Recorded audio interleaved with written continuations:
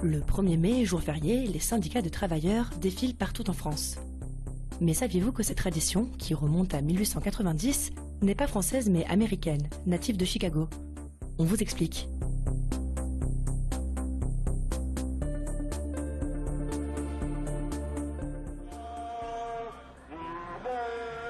La fête du travail telle qu'on la connaît provient en fait des manifestations des travailleurs américains à la fin du 19e siècle. Le 1er mai 1884, les syndicats ouvriers se donnent 2 ans pour obtenir la journée de 8 heures. Cette date n'est pas un hasard. Outre-Atlantique, elle correspond au premier jour de l'année comptable des entreprises, donc au terme des contrats pour les ouvriers.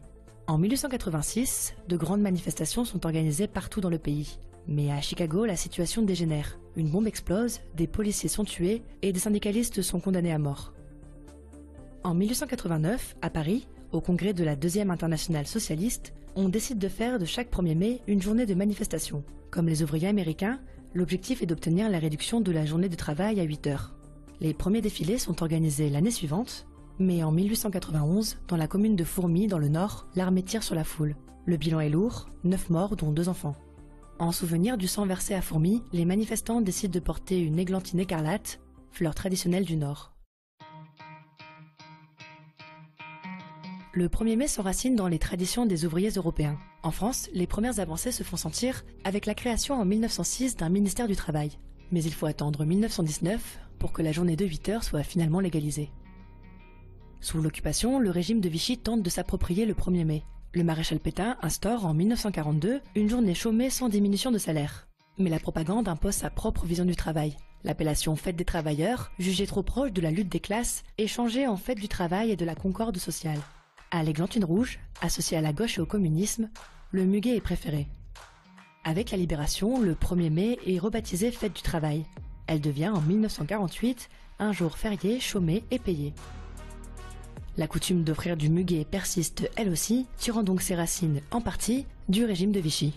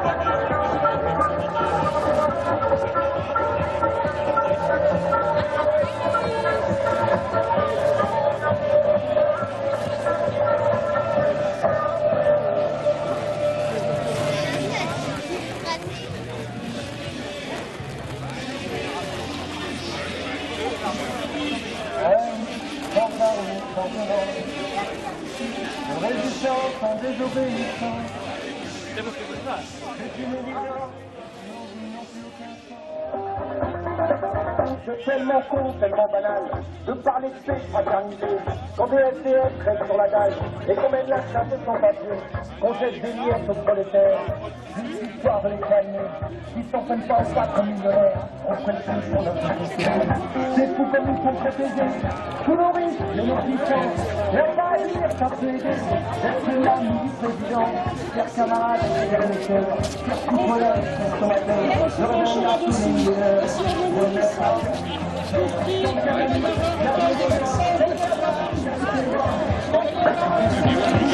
pas César sur le trône, mon nom c'est jamais affiché, mais c'est tous les sésames. Comment est-ce que tu peux imagine-moi.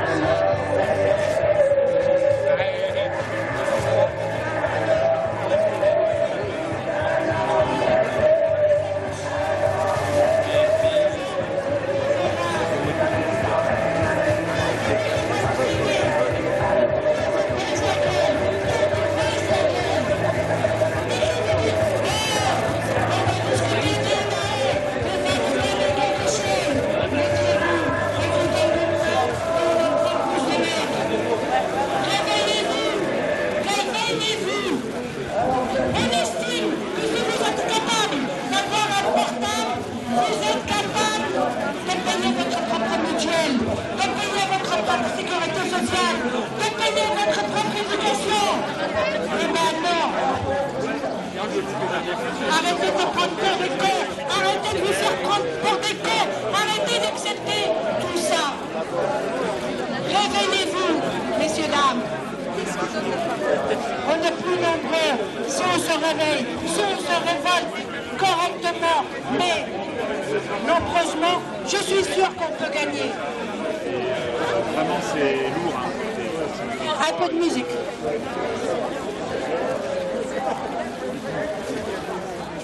On peut gagner si on est tous ensemble, si on arrête d'être dominés par la peur de ceux qui nous gouvernent. Nous sommes plus nombreux qu'eux. J'aime pas travailler assis, j'aime pas travailler à genoux, j'aime pas travailler du tout. Moi ce que j'aime c'est glander, quand je glande faut pas m'emmerder. Et pour être sûr de me lever tard, tous les soirs je me fume un pétard. J'aime pas travailler patron. Tu crois que je te prends pour un con? Tu aimerais bien me virer. Si j'attends laisser manger. L'essentiel, Catherine, on appelle la garde de l'essentiel.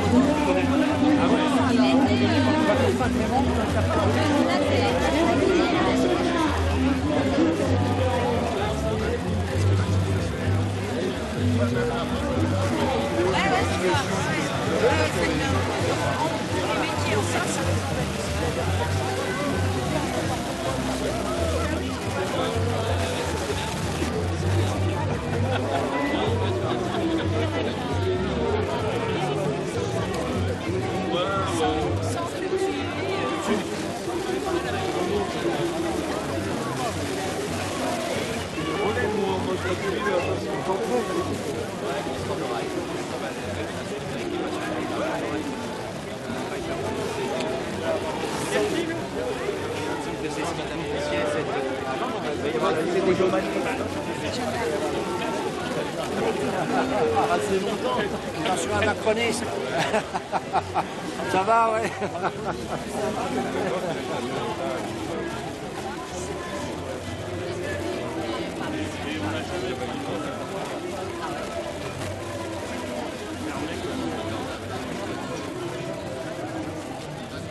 C'est quoi? C'est les voix de droite?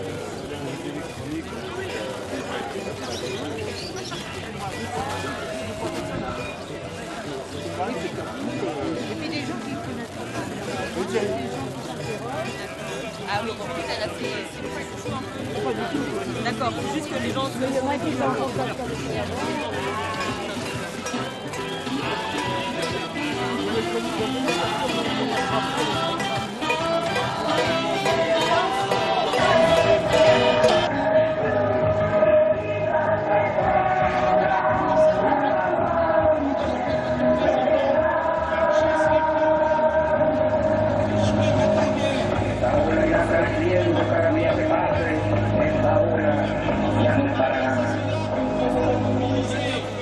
Encore plus et encore plus chaque jour.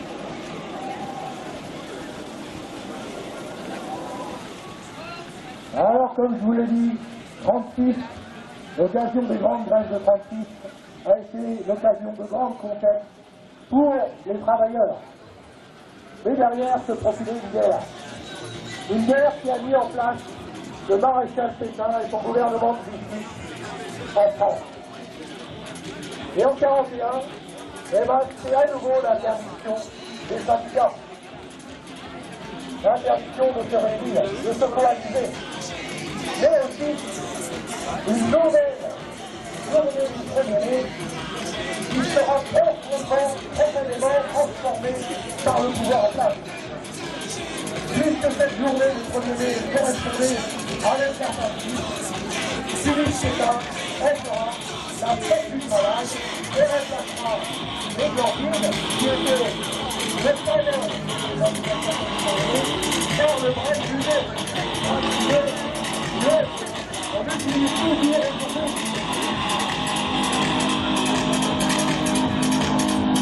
Les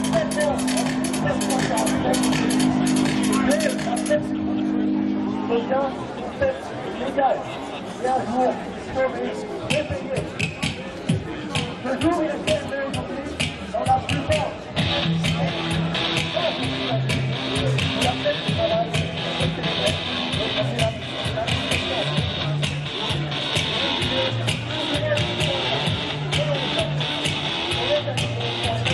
salut à toi, oh mon frère, salut à toi, peuple khmer, salut à toi, l'Algérien, salut à toi, le Tunisien, salut à toi, Bangladesh, salut à toi, peuple grec, salut à toi, petit Indien, salut à toi, peuple Iranien, salut à toi, rebelle afghan, salut à toi, le dissident, salut à toi, le Chilien, salut à toi, le Timalien, salut à toi, le Mohican, salut à toi, le président, salut à toi, les Égyptiens, salut à toi,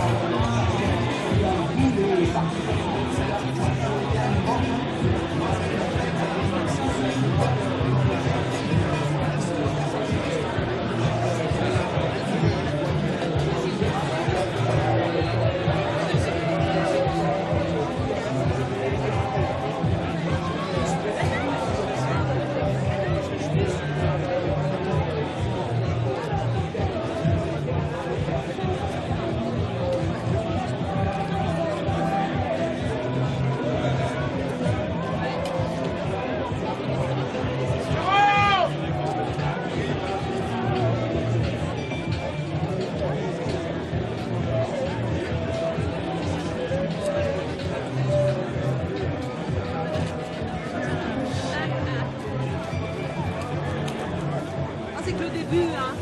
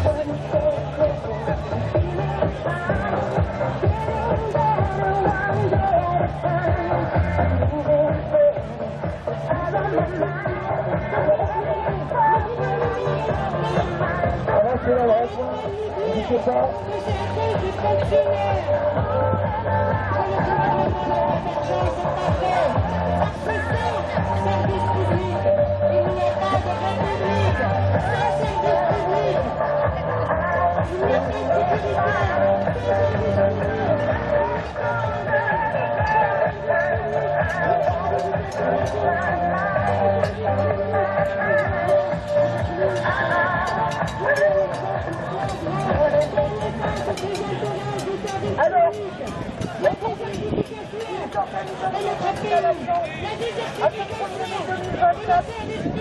on choisit de rompre avec la tradition de partir de la République en choisissant cette année la maison des syndicats. C'est pour une raison. On entend parler de la démolition du Bâtardot et des silos.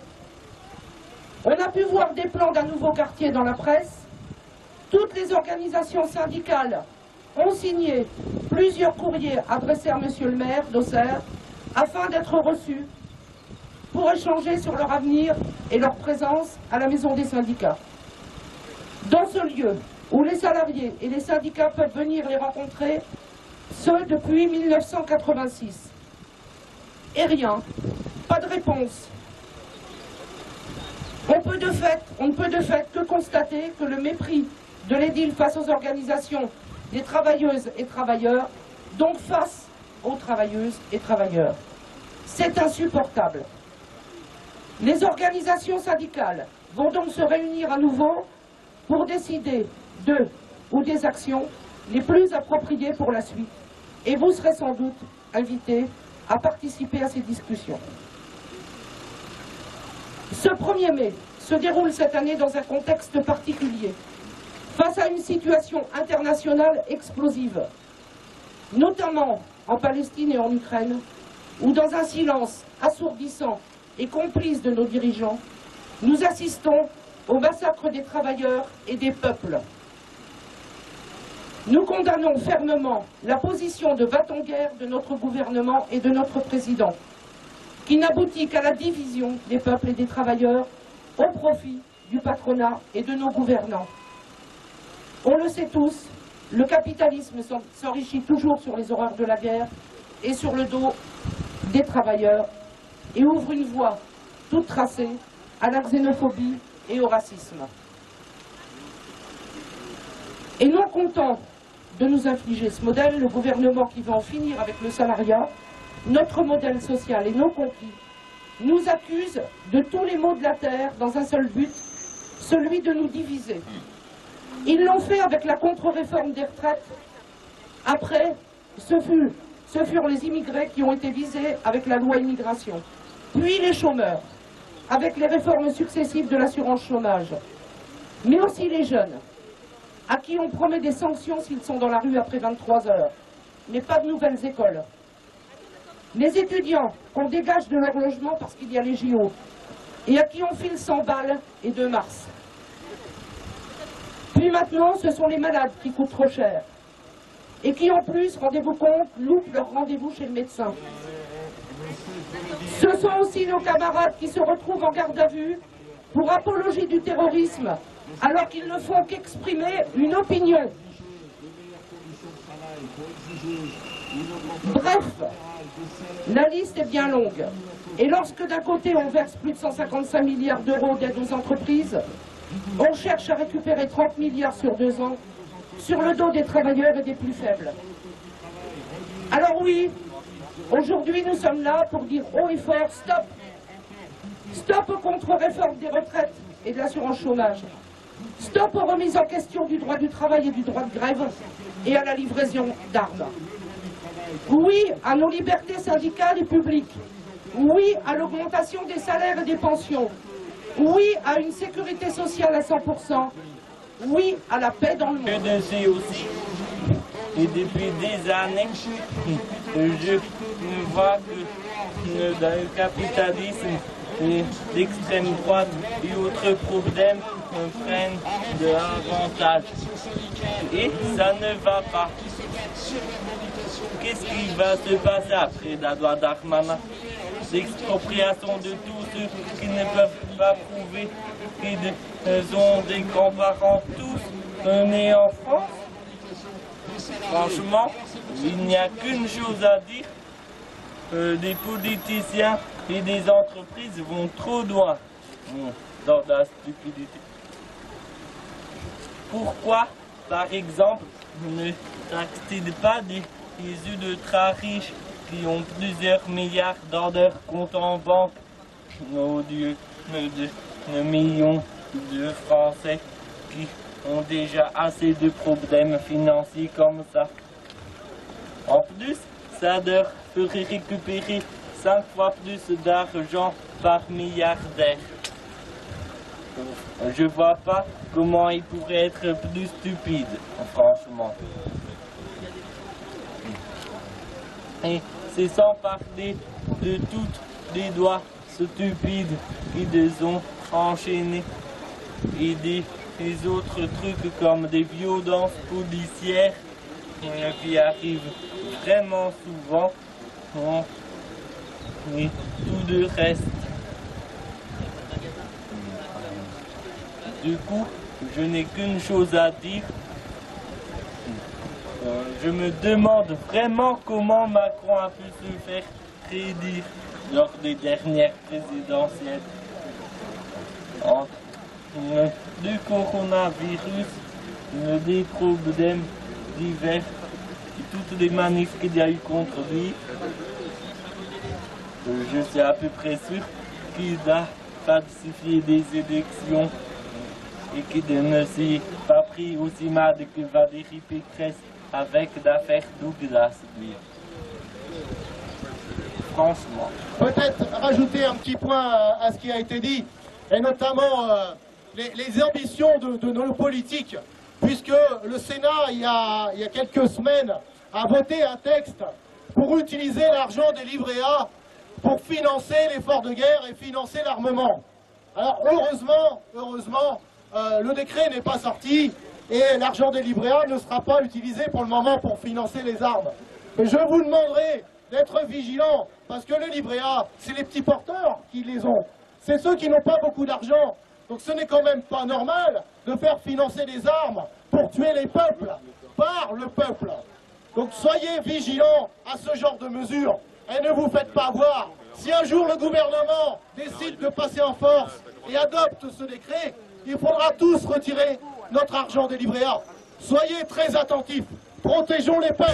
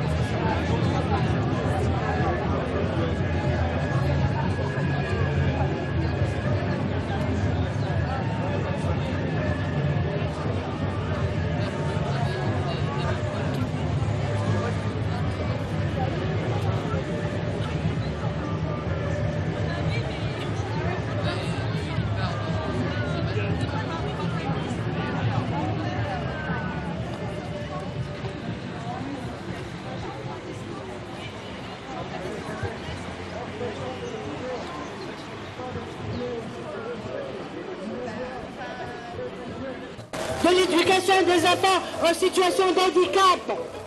On est en train de vouloir les mettre dans les écoles publiques sans mettre les moyens. De qui on se moque? Des parents, des enfants, des profs, du personnel. On se moque de tout le monde. Voilà. Ce gouvernement n'en a rien à faire. C'est marche ou crève, comme dans les entreprises. Mais malheureusement, la plupart du temps, on est en train de se mettre entre nous dans les entreprises. Est-ce qu'il y en a un qui se contente? Du coup, l'autre ne se bat. Mais c'est comme ça que ce gouvernement avance.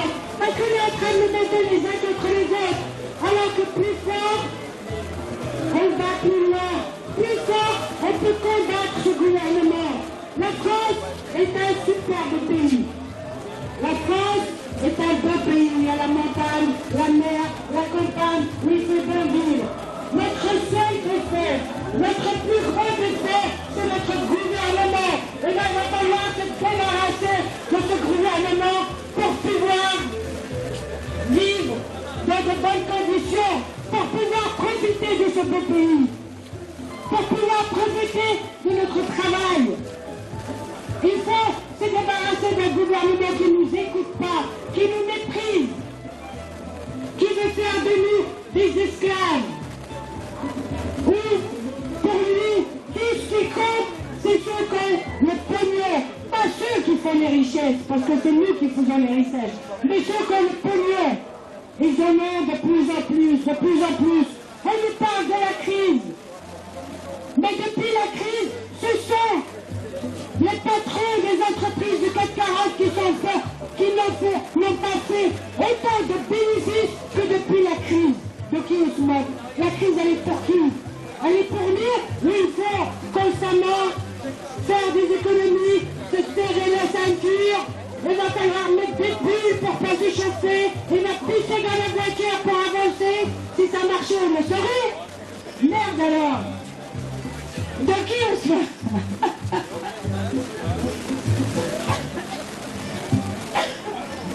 Il nous faut retrouver notre France, la France aux Français. Ce n'est pas être chauvin, mais c'est défendre les droits et les devoirs de notre pays, qu'on se fasse mieux respecter et qu'on redevienne autonome face à l'Europe, face à tout ce qu'on nous a imposé depuis 2 siècles.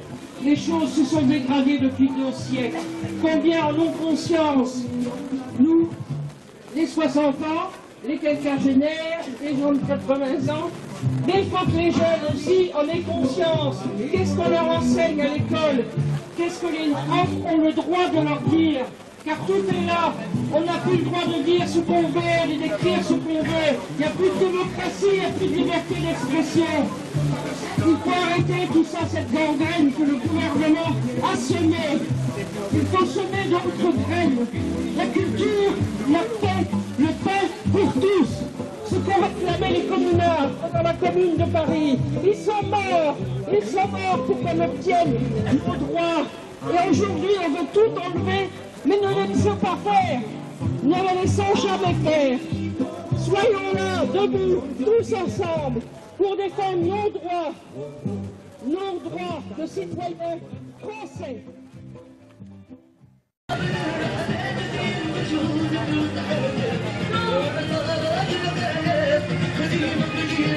Thank you.